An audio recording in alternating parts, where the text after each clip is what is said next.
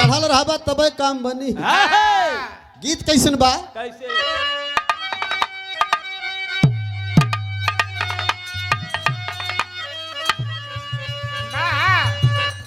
मेला भी लगल बा, नर नारी सब ही धावत बा, आवत बा। कौनो नई नबेली दुल्हन अपने दुल्हा से कहलस कि ए सैया नारायणपुर के मेला जात हवा, तनी कुछ ले ले। का लेबी? गुड़े वाली की चीनी वाली? ना ई कुल ना चाहिए। का चाहिए? बतावत का?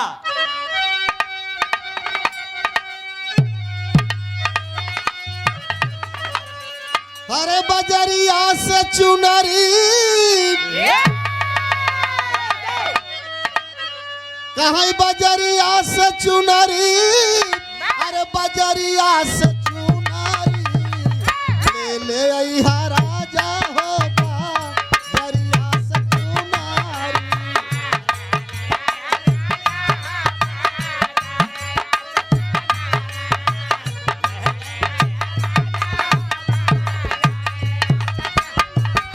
बजरिया से चुनरी, बजरिया से याहो।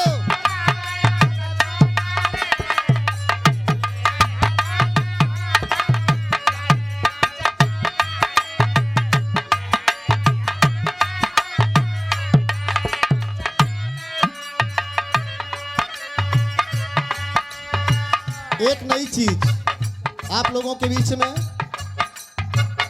आप लोगों ने देखा होगा, सुना होगा,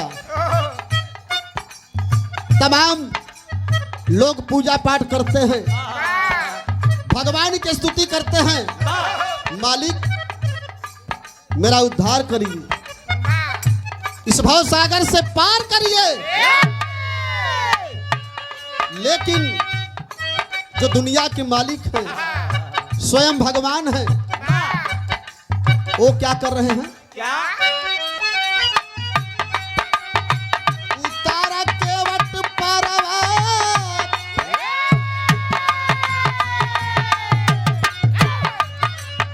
देखिए भगवान राम सुरसर के किनारे खड़े हैं। कभी कभी भगवान को भी भक्तों से काम पड़े, जाना था गंगा पार प्रभु केवट की नाव चढ़े। आज स्वयं दुनिया के मालिक भक्त के आगे हाथ जोड़ रहे हैं, एकदम उल्टा। कहे का? अरे उतारा केवट परवा, कहे उतारा केवट परवा, कहे बानाबासी हो उतारा केवट परवा।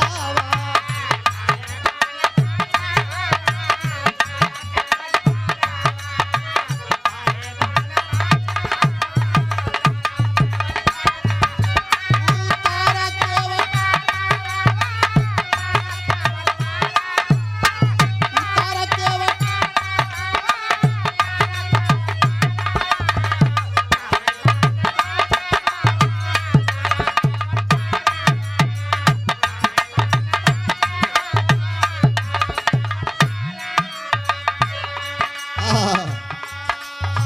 क्या भाव है।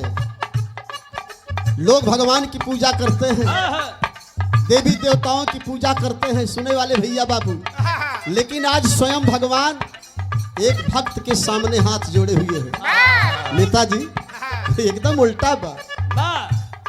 इस भाव को पार जो उतारे सारे जग की नवारी, पार जो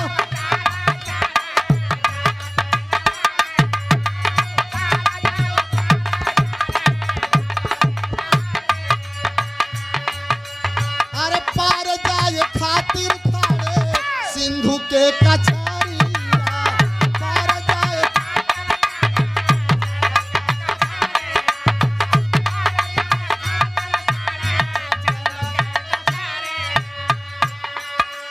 अरे हमहन पे होई भैया भारी उपकारा,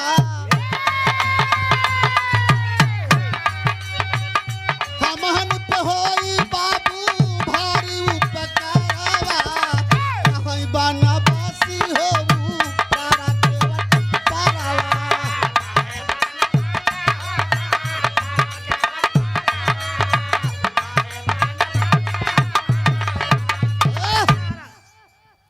से नजर मिल। आप हमारे बड़े भैया श्री दुनिया के मालिक स्वयं करुणा निधान भगवान राम सुरसर के किनारे खड़े होकर हाथ जोड़कर केवट से अनुनय विनय कर रहे हैं कि हे केवट मुझे पार कर दो। निवेदन है दुनिया को पार उतारने वाला आज अपने भक्त से हाथ जोड़ रहा है। कहना बा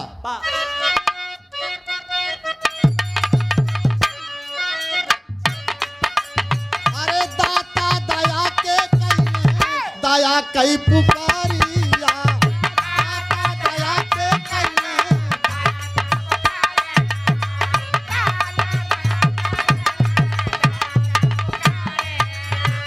अरे नैया लिया करामती देरिया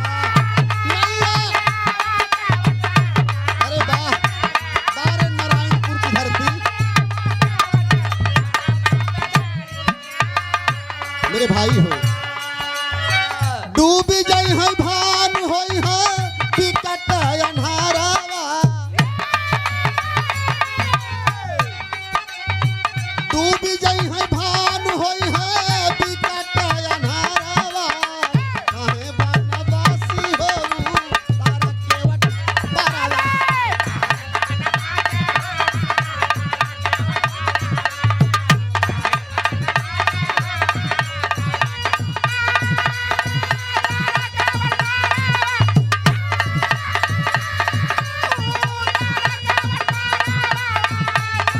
जिया जिया शेर हवा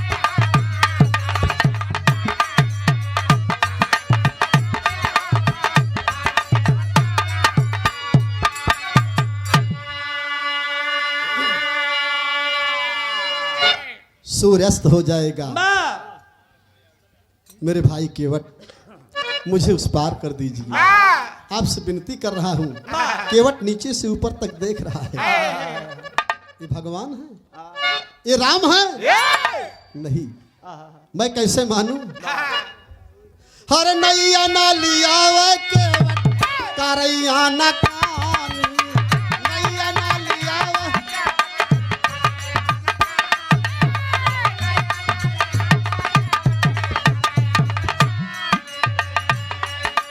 राउर मरम हम पहले से जानी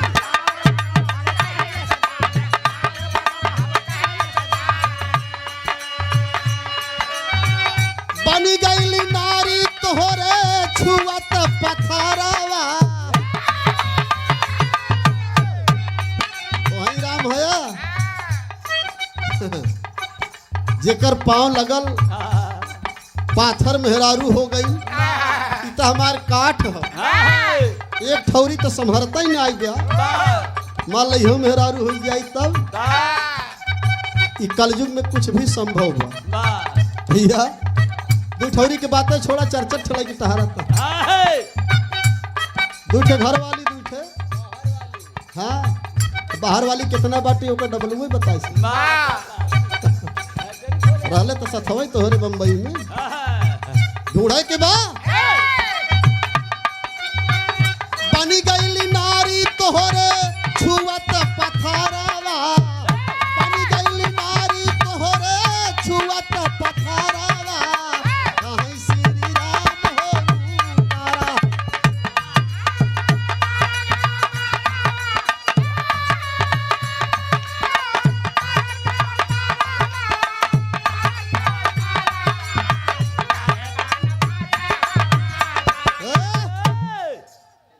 नेताजी कुछ बोलना चाह रहे हैं सिर्फ एक सेकंड के लिए बोलना नहीं चाहता रहा हूं। आवाज जनता की और मेरी आवाज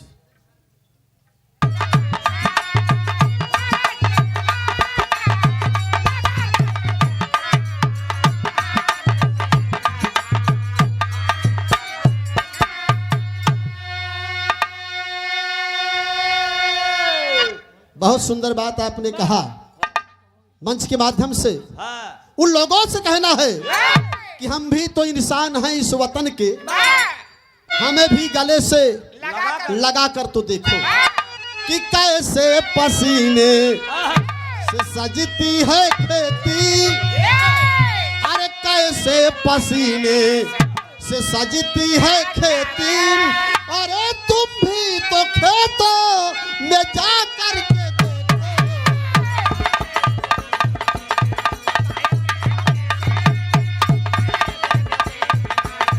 सजती है खेती।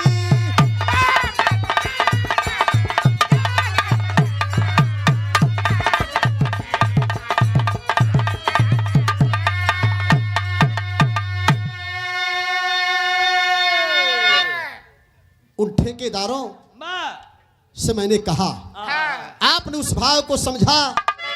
हमारे बड़े भैया विनोद यादव परसा मऊ प्रतापगढ़ की धरती से सादर 200 रुपए का सम्मान, क्रांतिकारी सलाम है। आप सब भाइयों से नमस्ते प्रणाम है। लेकिन दो ही पंक्ति में मैं इस गीत को समाप्त करूंगा। आपकी जो सुझाव थे, आपका जो भाव था, मैंने उस पर थोड़ा सा प्रहार किया। अभी तो समय बाकी है, तमाम समय बाकी है। आप जैसा चाहेंगे, हमें बड़ी खुशी होती है कि कलाकारों को कोई सुझाव दे। जब सुझाव मिल जाए, इसके बाद अगर कलाकार कोई गलती करता है तो शायद उसे कलाकार नहीं कहा जा सकता। दो लाइन एक मतलब समझा कि आप जैसे नतमस्तक बाटा, जैसे कुछ चाहता है वो खुद ही आपसे कुछ मांगत बा, तो का दे। मेरा सुझाव इस तरफ था, आपने लोगों को सुझाव दिया, इसके लिए बहुत बहुत धन्यवाद। चला लाल केवट ने कहा, अरे धो भाई चराना हम बतिया के माना,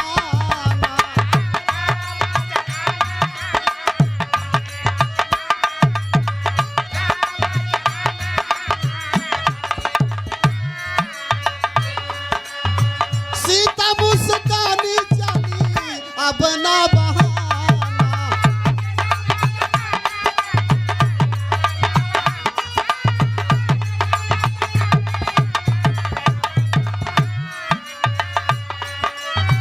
बड़ा दिन करौला दीना नाथ इंतजारवा। भैया सीता जी कहली कि सुना, अब बहाना न चली, ये केवट हमें इनहू के बात समझा। कहीं कि तनिक से एक कठौता में पानी भर के लाई, पौआ के धोए नहीं, विश्वास हो जाए ना तो हमारे कठौता जौन हो मेहरारू बन जाए तो चला ही मेला मऊर एक चुनरी फुनरी खरीद। ए भैया लास्ट लाइन में कहना बा, भगवान राम ने अपने पांव पखार दिए, केवट ने धोया, कहा कि जादू वो तोहरे चरणों में, आवा बैठा, बैठा लिया। तब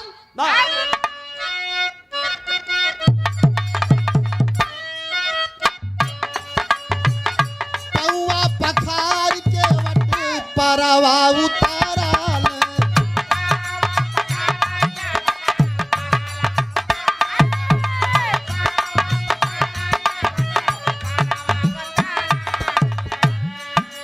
और दिल उतराई राम सुरसरी किनारे।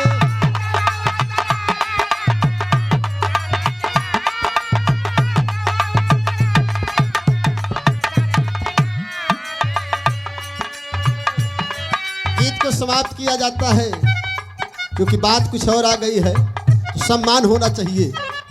भगवान राम ने पैर धुलवाया, केवट ने उस पार किया। भगवान राम ने कहा कि भाई केवट, मेरे पास तो बलकल वस्त्र के सिवा कुछ भी नहीं है, मैं आपको क्या दूं। सीख लेना चाहिए नारियों को, सिय पिय के ही जान निहारी, मन मुदरी मन मुदित उतारी। सीता जी ने राम नाम की मुद्रिका उतार करके प्रभु श्री राम को दे दिया, कहा कि केवट को भेंट कर दो। केवट ने कहा कि नाथ फिरती बार मोहि जो देबा, सो प्रसाद मैं सिर धर लेबा।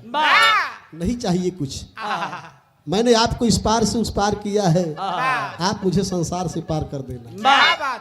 हर दिन रात जो है गया बन के पापी हारा,